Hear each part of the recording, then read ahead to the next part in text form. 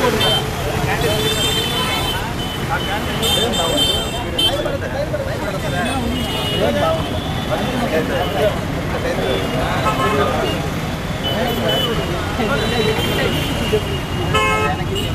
Frame आता नहीं जी आशा भाई हम आता नहीं हाँ बैठ जगह नहीं हाँ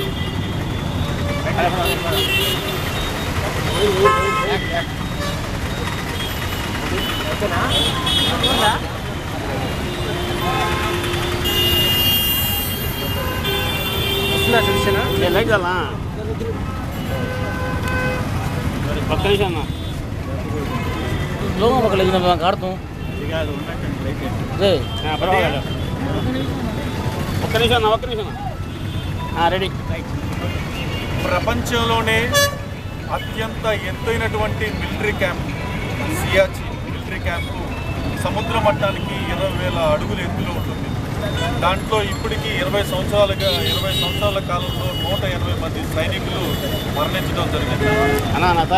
గత వారం రోజులు జరిగినటువంటి దుర్ఘటనలో ఎవరైతే సైనికులు ఇక్కడ మనం రాష్ట్రం మొత్తం మీద దేశం మొత్తం మీద 2,000 కులాలు 20 మతాలు రోజుకొక కుల గొడవలు రోజుకొక మత గొడవలతో మనం కొట్టుమిట్టాడుకుంటూ ఉంటే మనందరి కులాలకు అతీతంగా మతాలకు అతీతంగా జాతులకు అతీతంగా వర్ణాలకు అతీతంగా వర్గాలకు అతీతంగా మన భారత జాతిని కాపాడడానికి 20,000 అడుగుల ఎత్తులో ఎవరైతే 150 మంది సైనికులు ఉంటారో వారికి ఒక్క రోజుకయ్యే ఖర్చు 8 కోట్ల రూపాయలు.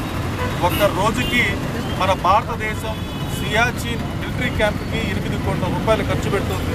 అంటే మన భారతదేశాన్ని వాళ్ళు రక్షిస్తూ ఉన్నారు. అక్కడ వాళ్ళకి కులాలు మతాలుగా చూసుకోవట్లేదు, ఒక భారత జాతిగా ఉంటున్నారు. కాబట్టి ఎవరైతే హనుమంతప్ప ఆయన ఒక యువతకి స్ఫూర్తిగా చనిపోయినటువంటి 10 మంది మిలిటరీ వారికి అదేవిధంగా 10 మందిలో ఒక తెలుగు జాతికి సంబంధించినటువంటి వ్యక్తి కూడా ఉండటం చాలా బాధాకరం. అదేవిధంగా ఈ హనుమంతప్ప 6 రోజులు అటువంటి 20,000 అడుగుల ఎత్తులో కూడా మంచులో పడిపోయి 6 రోజులు బతికి తర్వాత హాస్పిటల్లో చేరి అనుకోని పరిస్థితుల్లో ఆయన ఆరోగ్యం సహకరించగా ఆయన మరణించడం అనేది దేశవ్యాప్తంగా యువకుల్లో ఒక మనోవేదనకు గురైంది. టీవీ చూస్తూ ఉంటే కళ్ళల్లో నీళ్లు పడిపోతున్నాయి, వాళ్ళ కుటుంబ సభ్యులు పడేటటువంటి బాధ చూస్తూ ఉంటుంది.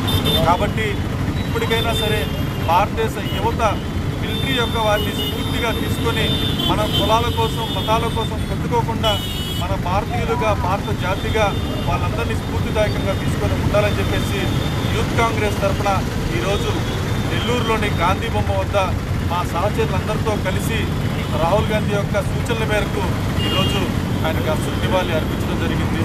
ఈరోజు మేము అశ్రు నివాళి అర్పించడంలో మా ఉదయం చాలా బాధాకరంగా ఉన్నా, కాకపోతే ఈ యొక్క విషయాన్ని యువత మొత్తానికి ప్రత్యేకంగా తెలిసి యువత స్ఫూర్తిదాయకం వేసి 10 మందికి సమాజంలో ఉపయోగపడాలి, భారత జాతి కోసం ఉపయోగపడాలనే ఒక తాపత్రయం కోసం ఈరోజు ఆ మహానుభావుడికి హనుమంతప్ప గారికి అశ్రు నివాళి ఇవ్వడం జరిగింది.